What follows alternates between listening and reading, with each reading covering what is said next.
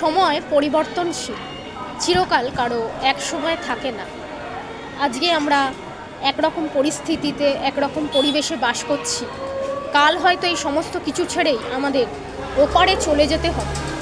তাই ওপারে যাওয়ার জন্য আমরা যেন এখন থেকেই প্রস্তুতি নিয়ে থাকতে পারি। যেমনটা আমাদের প্রিয় বোজো দিদা আমাদের ছেড়ে চলে গেছেন ওপারে, অর্থাৎ সেই রামকৃষ্ণ লোকে। তার আত্মার মুক্তি কামনা করি আমরা।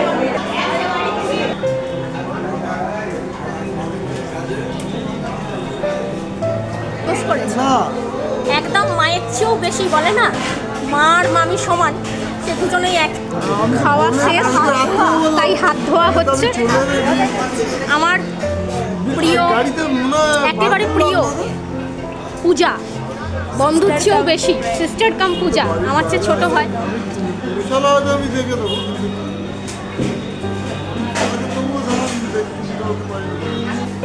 আমাদের বোজো দিদা আজকে সবাইকে ব্লেসিংস করছে, যাতে আজকে বোজো দিদার এই অনুষ্ঠানে আমরা এসে বোজো দিদা যে ওপারে আছে যাতে ভালো থাকে, সে ভালো থাকার জন্য আমরা যাতে চেষ্টা করি, এবং আপনারাও প্রত্যেকে আশীর্বাদ করুন যাতে বোজো দিদা ওপারে ভালো থাকে।